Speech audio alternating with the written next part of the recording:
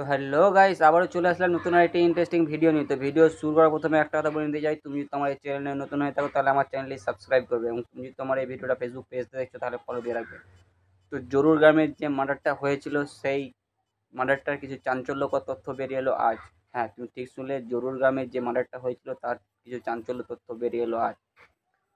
তো রঘুনাথগঞ্জ থানার পুলিশ সেই আসামিদেরকে নিয়ে এসে তাদেরকে একটা ভিডিও ডেমোগ্রাফিশন করা হচ্ছে। হ্যাঁ, তুমি ঠিক শুনলে, ওই রঘুনাথগঞ্জের পুলিশ যে আসামিদেরকে ধরে নিয়ে গেছিল তাদেরকে নিয়ে একটা ভিডিও ডেমোগ্রাফি হচ্ছে। আচ্ছা, অনেকে বলবে ভিডিও ডেমোগ্রাফিটা কি? ভিডিও ডেমোগ্রাফি হচ্ছে এটাই কি, ধরো আমি কাউকে মার্ডার করে দিয়েছি, কেউ দেখেনি তো, না পুলিশ দেখেছে, না গ্রামবাসী দেখেছে, না কেউ দেখেছে।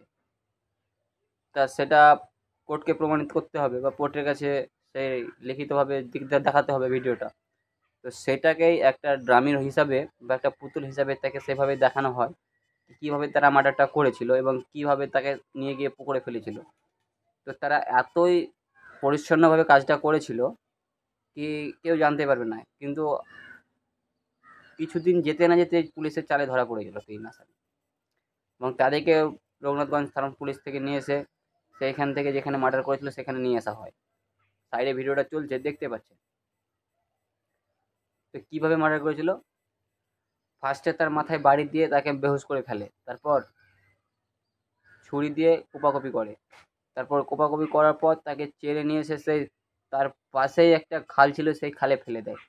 কিন্তু তারপরে সকালবেলায় যখন গ্রামবাসীরা দেখে সে একটা লাশ ভাসছে, তখন তার দেখে কি পুরো রক্তাক্ত হয়ে আছে। তারপর থানায় ফোন দেওয়ার পর থানা থেকে লোক এসে সেখান থেকে লাশ উদ্ধার করে এবং ময়নাতদন্তের জন্য পাঠায়। ময়নাতদন্ত রিপোর্ট আসতে না আসতেই সেই 3জন দুষ্কৃতী ধরা পড়ে যায় পুলিশের জালে, এবং তাদেরকে রঘুনাথগঞ্জ হাইকোর্টে তোলা হয়েছে এবং রায় এখন অবধি পায়নি।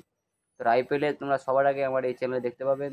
যেহেতু আমার চ্যানেলটি সাবস্ক্রাইব করে না থাকেন তাহলে আমার এই চ্যানেলটি সাবস্ক্রাইব করুন, কারণ এরকম নিত্য নতুন ভিডিও সবার আগে পেতে। তো দেখা হচ্ছে নতুন আরও একটা ইন্টারেস্টিং ভিডিওতে, ততক্ষণ ভালো থাকবেন, সুস্থ থাকবেন।